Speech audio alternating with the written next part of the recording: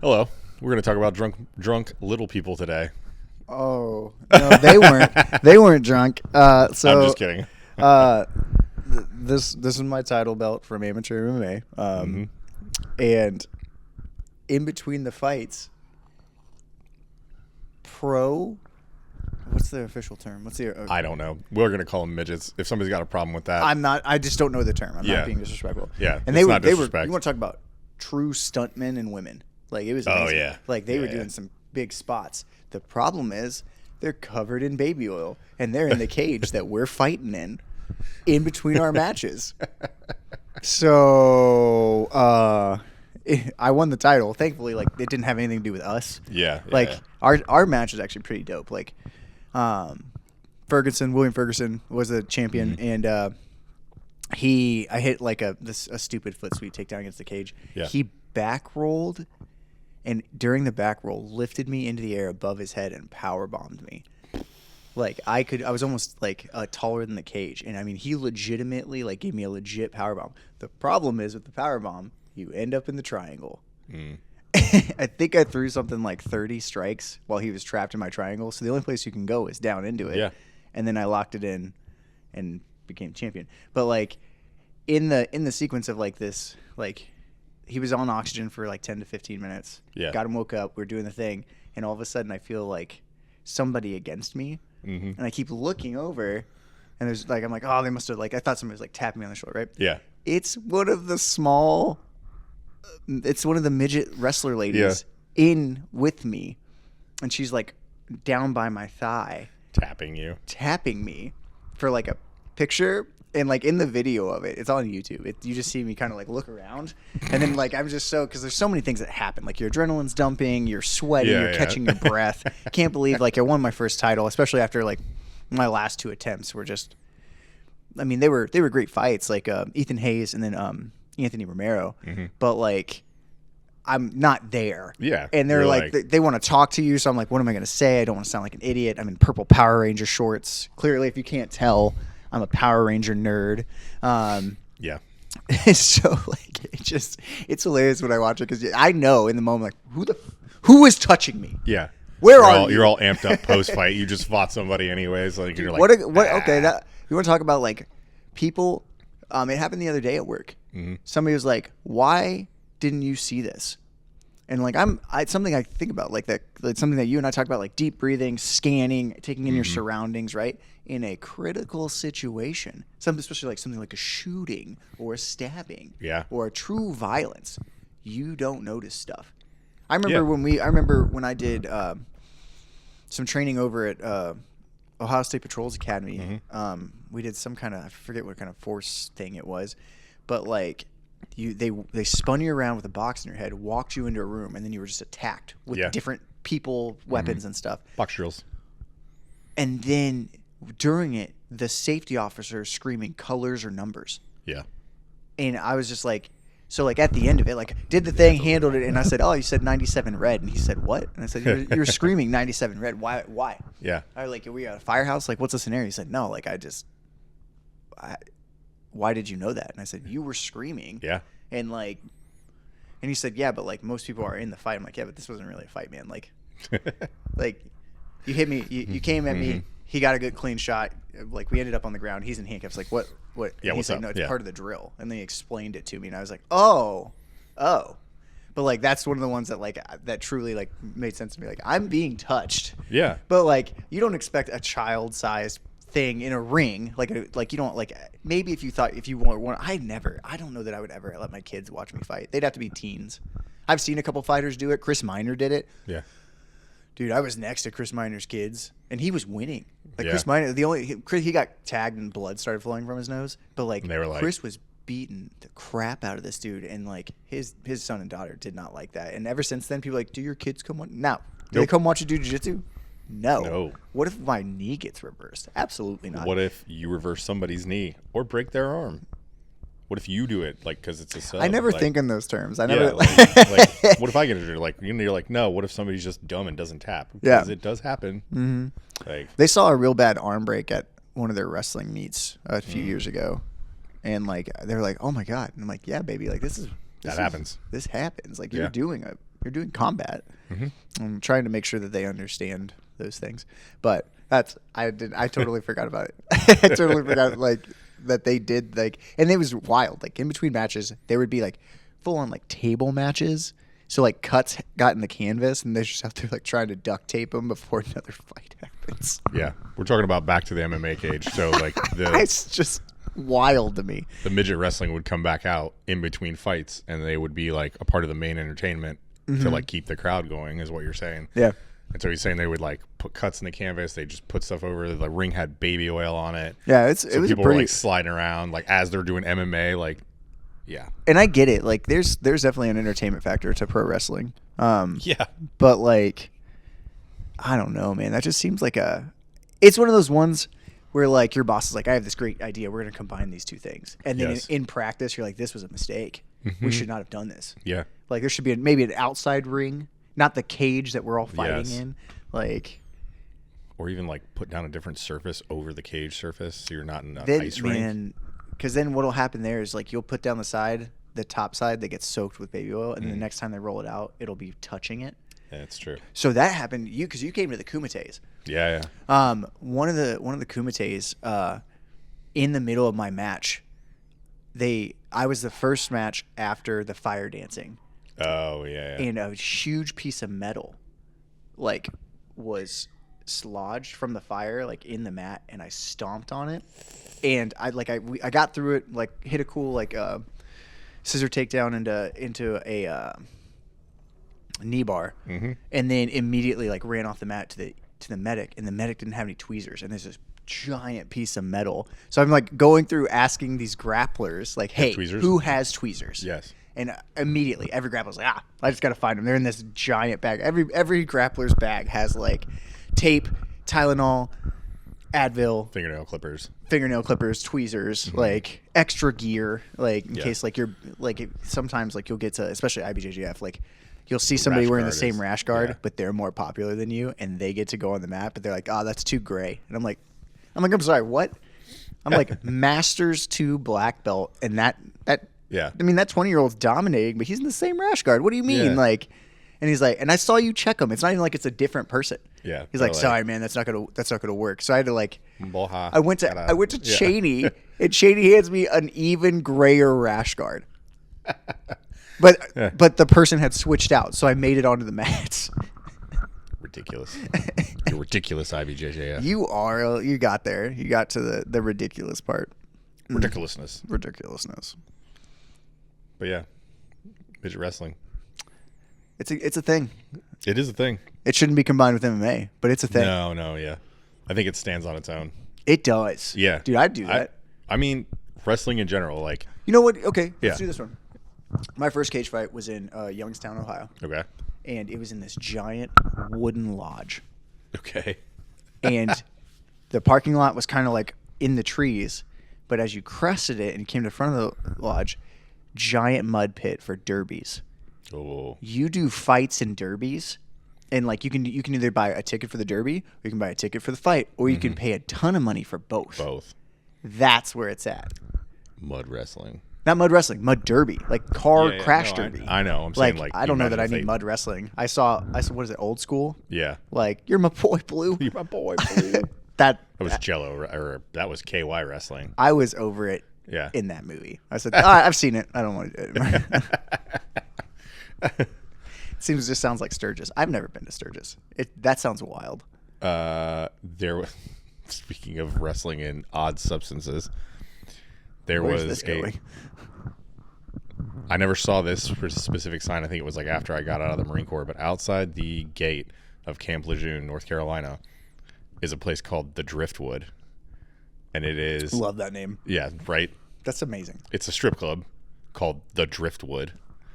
And I caught something hearing that name. Yeah, you probably did. Like, you got a splinter and an STD. I got staph. Yeah, right, cool. Yeah, you got staph and an STD. Great. But one of their signs, I think it was like the year after I got out or something, was guacamole wrestling. Like, I can smell it. I can smell it. First of all, why are we ruining perfectly good guacamole? Oh no! Like, and that place, turned my stomach. Yeah, that place is rancid. That place is black light heaven. Like you walk in there and it's like black light. And because it's right outside the gate, it's typically one of the first places, strip clubs / it's like that Can you strip imagine club. being the 18-year-old that left a small town and that's what you're introduced to the world? There was a dude in my unit who Oh no. he would not tell us who his mom was because we're pretty sure that she still worked there. Oh yeah. Bro. Yep. Oh no. Oh yeah. Like That's there was an weird. older lady who worked there that apparently looked like him, and it had a combination of he looked like a combination of his dad and this lady, and she was like age appropriate to be his mom's age. Don't do it, kids. Don't do it. Yeah. You hear all those stories though. That's kind of like when, again, another like freshly in the Yeah. whatever, and then somebody gets talked into buying like a hot rod car that's way beyond their pay grade.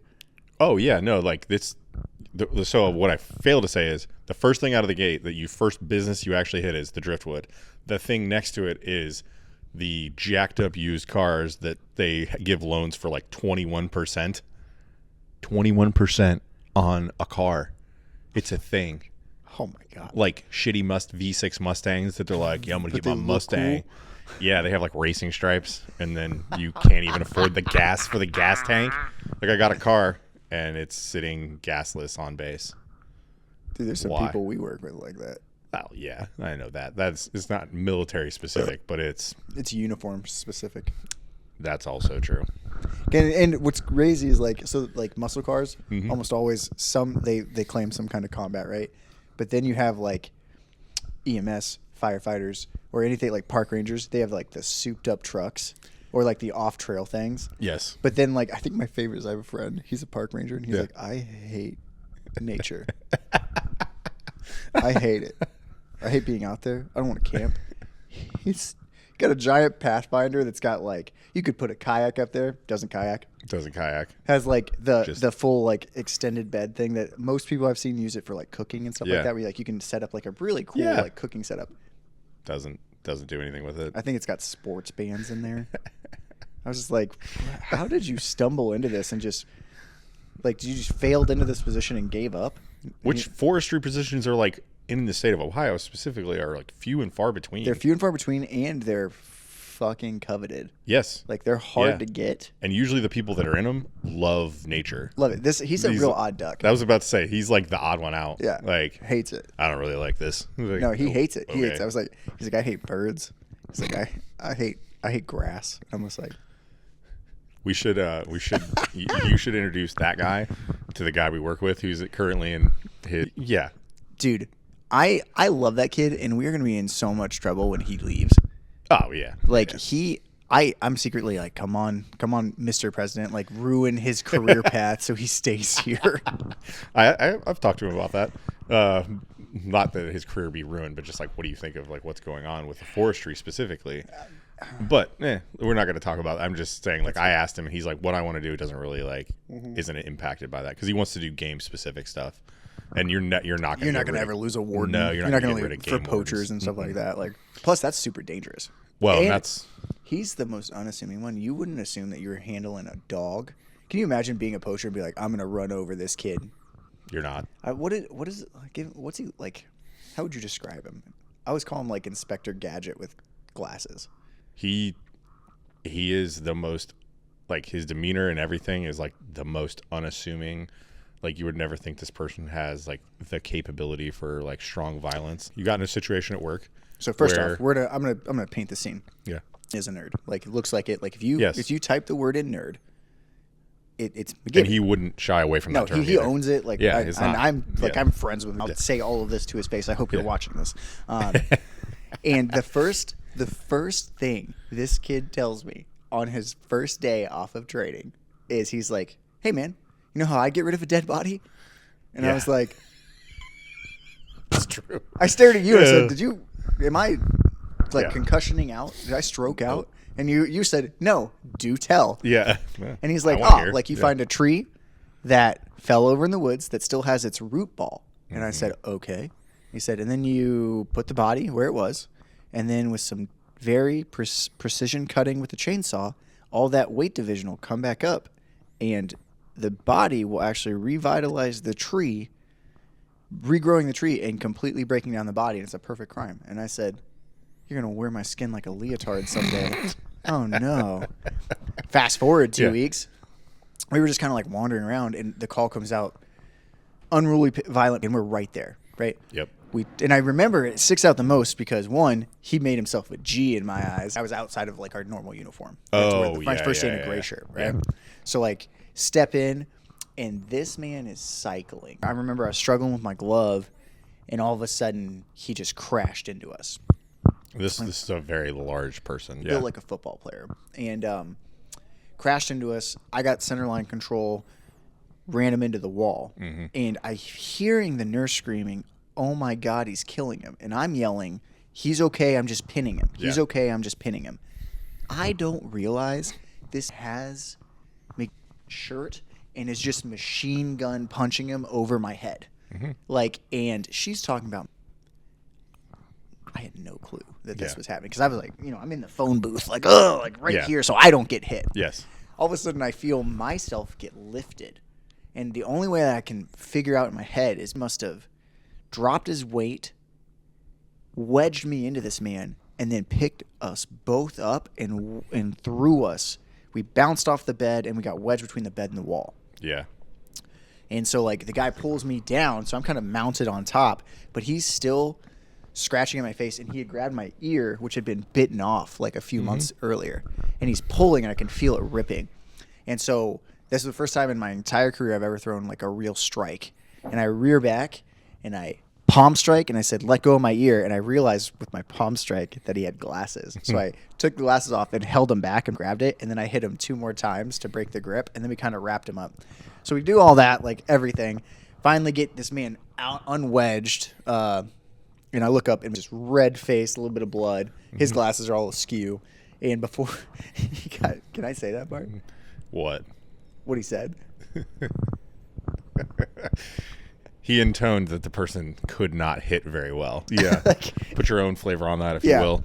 But yeah, that whole like situation, like speaking of that, like it's one of the areas where like our group has struggled like with like dealing with people striking. Like obviously what we teach them is like get inside, which is what you did. He was still on the outside trying to help. Trying to catch the fastball that's moving as it's touching his face.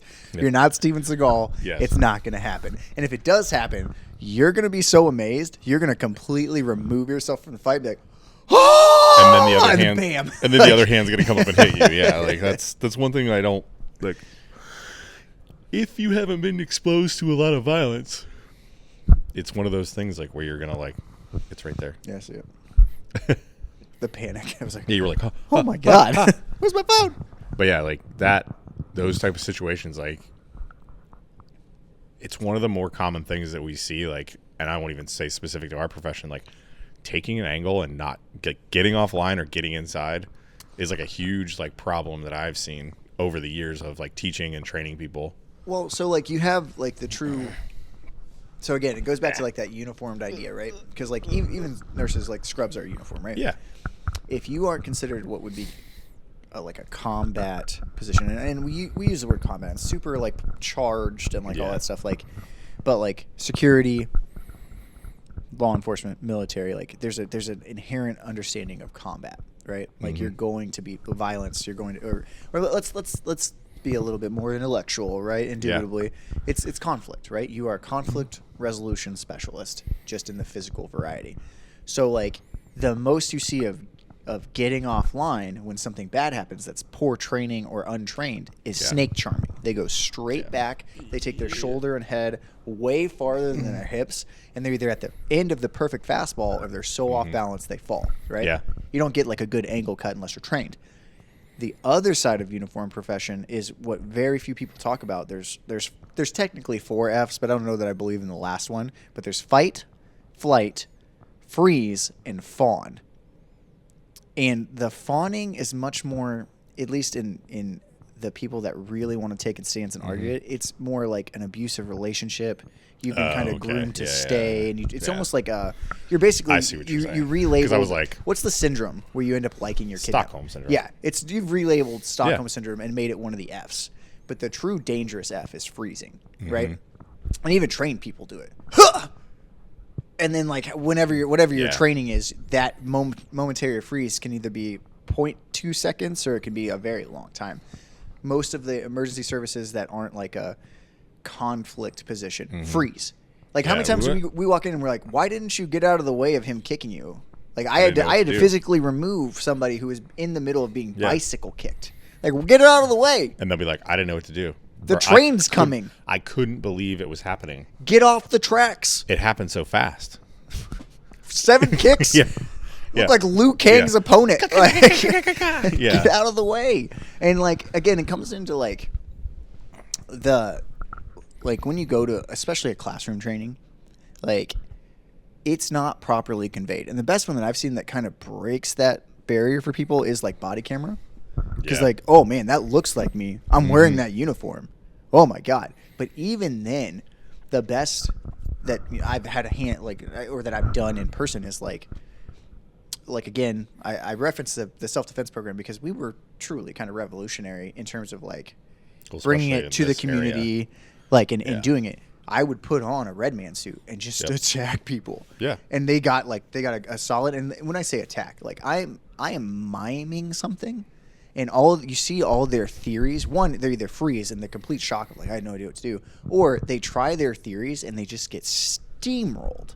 And they're like, there's nothing to do there. I'm like, oh no, there's something to do. And so we show them. Or the true one that I was really proud of is we brought a couple of our students who took the training seriously. Yeah. And we showed their first video, and then we showed their blue shirt test, which was like the last level of our thing. Where to put it in, like we had white, yellow, green, and blue. And what we told people is like, you're going to roll a lot. You can do a lot of grappling, a lot of jiu-jitsu specific stuff. But like when you leave here with a blue shirt, you're not a blue belt. You are basically like a 3-stripe white belt. Yeah. But you've been exposed to strikes. You've been exposed to slams. You've been exposed to like a combination of violence that arguably like what, if you break it down, like what would be like traditional Gracie jiu-jitsu. Yeah. In a way. In a way. Like there's nothing wrong with that. I'm just saying like I'm giving like a frame of reference for people. Right. Where it was, and so it's just something that, like, again, especially in the hospital setting, we're like, I have training again. And I'm like, bud, if you're going to go in with this mindset, what is your idea? Like, so again, it truly is like you're suffering through 8 hours of like this thing, but in terms of this, like it's essential to your job. Even if you're a nurse and you're going to like, I don't know, like the crisis intervention training stuff, like, it seems like they're giving you information, but like what they're suggesting you do is somebody who's never actually, or if I'm completely removing it and just saying my complete opinion, you are overprotecting this patient who is violent. You're sacrificing staff workers, and you should, from the depths of kindness, accept this assaultive behavior. Yeah, that's what it turns into. And that's unacceptable. When you tip the scale into the unreality that's put out in a lot of those required by law programs that are.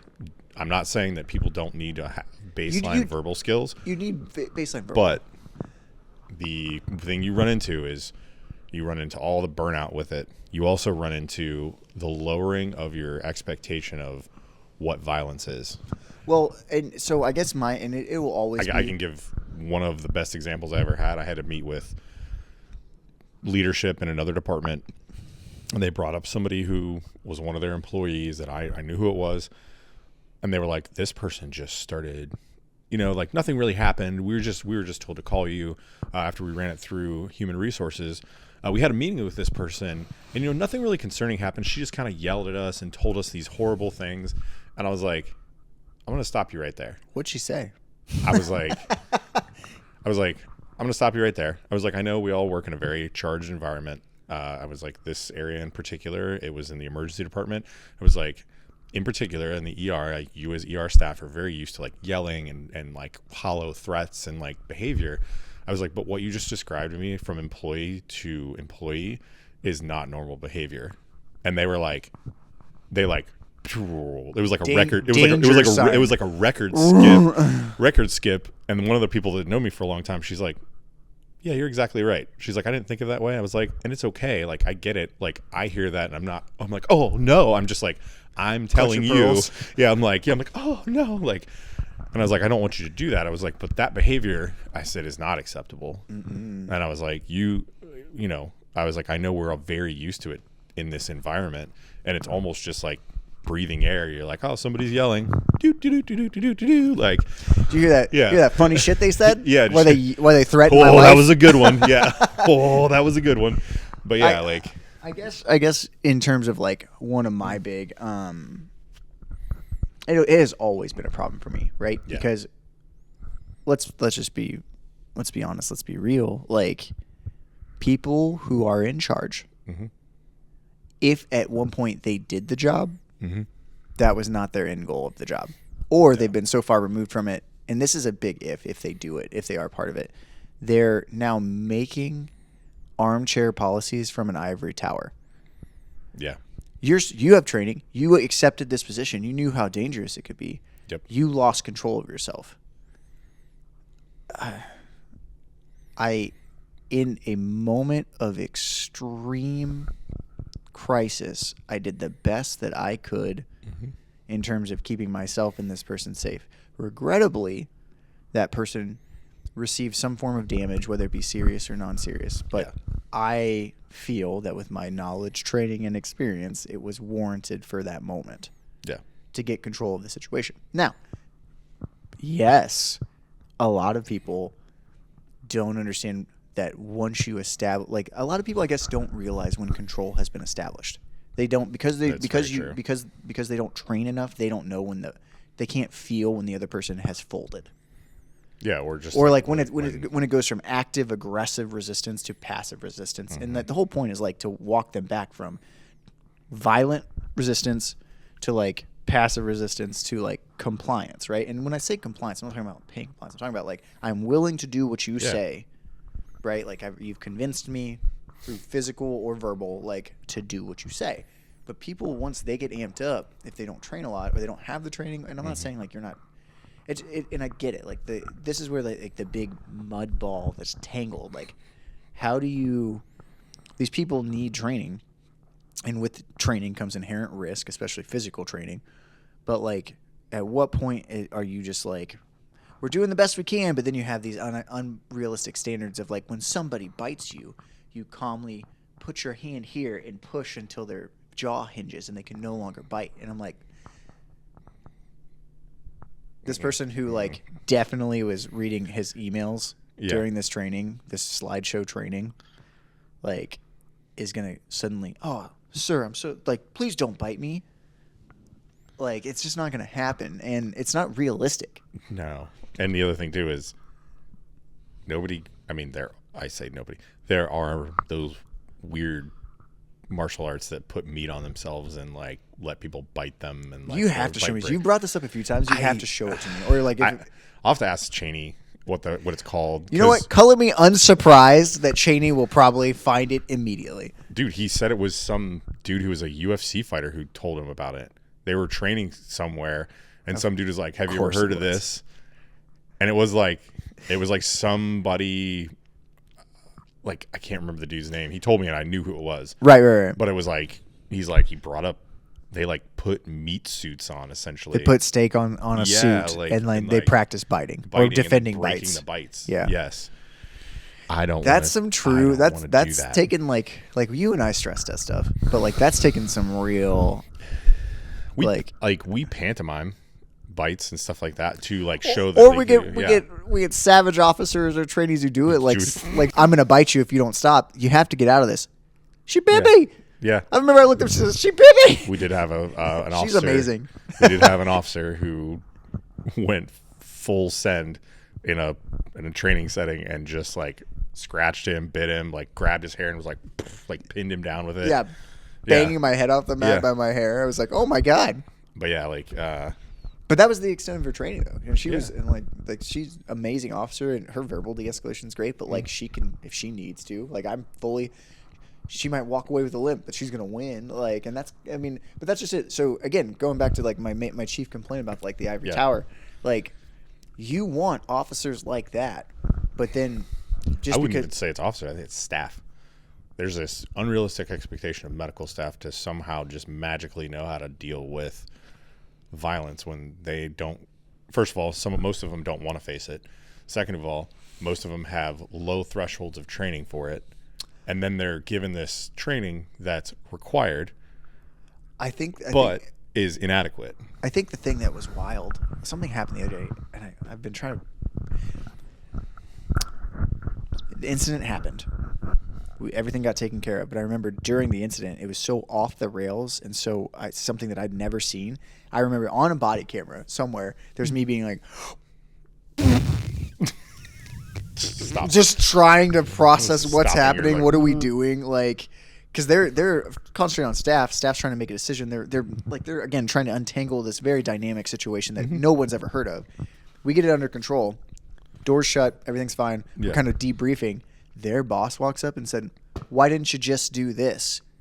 And like, even if that was like, it didn't. What they suggested was wrong. Let me be clear. This boss who wasn't involved came up and said, "Why didn't you just do this?" And I almost stepped in for staff and be like, "Why don't you just walk away?" Right? You weren't here for it. They did fine, right? But like to see how that crushed the staff member, and then that boss walks away with the very inherent like, you might get in some trouble for this. To leave your staff member out on an island like that after this critical incident where they did the best they could, even security was having trouble handling this person. Like, what an awful thing to do to somebody.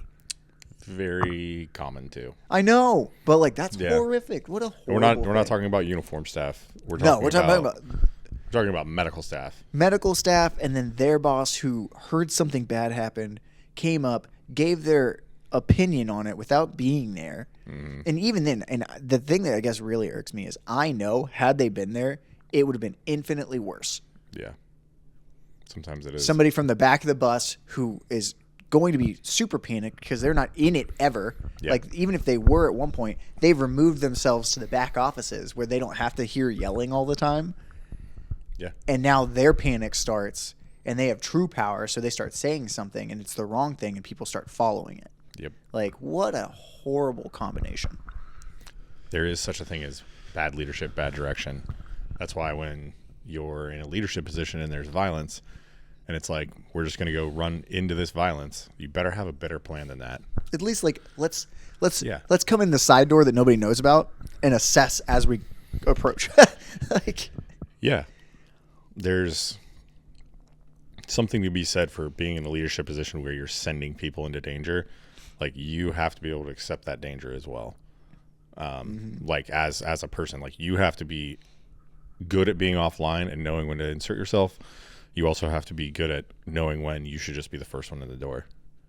Like, there's a couple times where, like, you and I are like, "Hey guys," like, and it's so weird because like a good rule of thumb is like if you have a trainee, that trainee is the first one in the door because they need exposure. But like, if we sometimes not that much exposure, much exposure because you might not stick around, right? Yeah. Or like something could go really bad. Like, and then that's something I really appreciate with our team is that like everybody when push comes to shove, everybody seems to have enough training or our training's been up to the point that like everybody knows like I'm best in this role with this team dynamic with who's here. I'm best here. Yeah. I'm helping here. Like, well, we're fortunate in that aspect of it, and the ability to rotate positions on the fly. We're getting better. That overall is like one of those things that needs to be trained more. Yeah. But it's coming. It is. I was really. It happened the other day pretty seamlessly. Like, my glove ripped, and I was at the head of the bus. Like, I had control, and so I said, "Hey, I need you to take this." And I expected to have to say it a few times. Take this. Take this. Take this. And the person, and it was exactly how I kind of wanted it to happen. Like, person from the legs moved up to the head. Person that was standing, kind of monitoring, dropped to the legs, and like I rotated out, fixed my gloves. Yeah. And then, like, I didn't need to go back in because, like, we maintain control. And like, you'll understand that because you've hopefully have watched the group tactics video. Yeah, top bottom out is wild. Yeah. Like, Yep. and if you can make it that machine-like, and where you can remove an officer, put an officer back in, and then can you imagine if like we ever get to the point and the trust where you can start, where we would be allowed to start training staff in tactics? No, I'm being real. Like, I know. Like you go talk about raising the standard. Like you have these high expectations, but the training and the trust and the building of bridges that would need to happen is years and years away. Or I'll you'd tell have you to what. you'd have to like. I'll tell you what staff needs before they need that. And I will say this is a controversial opinion. Every medical staff member, doctor, nurse, PCA, social worker should be required to wear a body camera. They should be required to wear a body camera with all their interactions with patients. Oh my God, I'm just. You want to talk about changing My the brain's culture melting. of healthcare? My brain's melting. Do you think that would have changed your experience in healthcare? I don't want to talk about my experience. I know. on I'm here. just telling you. You don't have to attach it to anything. I'm just saying. It was horrific. Right. But if there's documentation showing the lack of care that you received in certain areas, because there's hit marks for the amount of time that passed, because there should be video evidence of that interaction. It's hard for attached to your medical chart. it's hard for me to truly embrace this idea Mm-hmm. because of just the unfathomable hours of footage. Right. I'm not. And how would you store it? How would you Yeah. get somebody to You're look getting at deep it? in the weeds of the logistics. I don't feel like that's deep. Yeah. That's just a common sense. Like this is. is such a good idea, Mm-hmm. but like at the end of the day, you're just even further reducing somebody to a number. Because who's going to go watch that? You would have to have. How long are you going to store it for? You're going to have an entire department, and you'd have to have a way to attach it to their medical. I guess record. you're making jobs for the future. America. Like that's a true like if you Yeah. have somebody who's gonna catalog it, watch it, do audits on it, make sure like just Yes. random polls of audits, like that's a good. Did Well, we the just other make way- a business? I don't want to No, do it, but can we Axon- hire people? Axon already made a business. Axon has body cams that are for civilians now. I And think the it's a good same idea. thing that we wear in law enforcement or security. But I guess at It's at just- the same time though, like body cameras are a great thing, and I loved it. And there was a huge, like where people kind of stood a little straighter. I noticed people trimmed their beards, kept their hair cut. But now we're used to them, and it has filtered back down to like a subpar. It has, but what I'm saying is it takes away the mystery of whether this person is good at their job or whether it was manipulation The Like- he said, she said would go away. immediately. And that's Or- what I'm saying. or- And and you it talk really- about either clearing up malpractice or seeing immediately that this person does not know what they're doing. Well, there's that, but like really, I think the ones that are And I'm not talking about where we work or anything. I'm saying as a large. whole, yeah. Yeah. I guess what has always been a huge problem to me is context, and like you can't really see body language of the person wearing it, but like tone, the way it's delivered, all that stuff. Yeah. Like I've been in the room when medical staff has been completely disrespectful, but they haven't said it. But it's the way it's delivered, and it's intentional. Yep. They're looking to get a rise out of you or out of the patient because they know the patient will blow up, and they know we'll step in, and like that is wrong. And I've always wondered why our body camera doesn't get pushed to their bosses. And we're just like you're just told like, oh, file a complaint. Why worry about it if they're the flip side of that is Because I want to make I want I'm our place to be made better. no. I want our Agreed. field What to I'm be saying made is better. my idea behind that is they should be doing their own investigations on some of those things. I And that live. way there's I a guess I whole really picture, live by. There's a whole picture of that person on their own body camera. It's because- more evil when good people do nothing. Correct. That's what I'm saying is they should be held to the same standard. They're public servants in a way, just like I would us. agree that they need to be held to the same standard. I'm not going to budge on. We should be doing more Agree. to right that ship. Agree. Like I don't know how to do that. I'm not smart enough to fix that part. But there's a problem here, but I don't have Yes. a solution. Like I like your solution of it. Yes. But like at the same time though, like again, the logistics stall me out. That can be figured out, especially with the rise of AI. That scares me more than anything. It's fine. It's coming for you. It's here. What are you talking I was about? gonna It's say, here. It's not coming for you. As It's a already sketch here. artist, like Yeah. I did it the other day. I had an idea and I couldn't get my hand to like I was just unsatisfied. So I just floated it through an AI thing and said, God damn it. That's exactly what I wanted. Yeah. Fuck. Like, because I enjoy the creating of art. Like I enjoy the process. Like I enjoy it. And it was a tattoo idea for like one, like I have like my next 7 planned out. Yeah. And I just it didn't look right. My proportions were off. I just wasn't feeling it that day. And I just downloaded a free trial and just kind of, I was like, let's see what it does. In like a 16th of the time that it took me to do this shitty sketch, it came up with 38, and 14 of them, I was like, I'd put that on my body. Yeah. Like, I mean, the AI is becoming so advanced. Like eventually, we could just not be real. Isn't there something floating around where 2 AIs doing a podcast realize they're both AIs? I don't know, but I mean, like, there's already stuff that can mimic like singular, like interview style bodies, and you can write out a script and it'll say it and it looks like you. The one that really threw me off was when Key and Peele did that Obama one, and I was like, "Oh my God, we're in trouble!" Like, it's coming. Ugh, that's wild. All right, you got anything else? No. So this on the AI is going to take over the world note. Stay whimsical, Yeah. Stay combative. Yeah, keep drawing. Keep It drawing. matters. Always Do express art. yourself through art, whatever it is. Take pictures, shoot good video, have production value if you shoot Go video. train. Yeah, go train. All right. See you guys. Bye.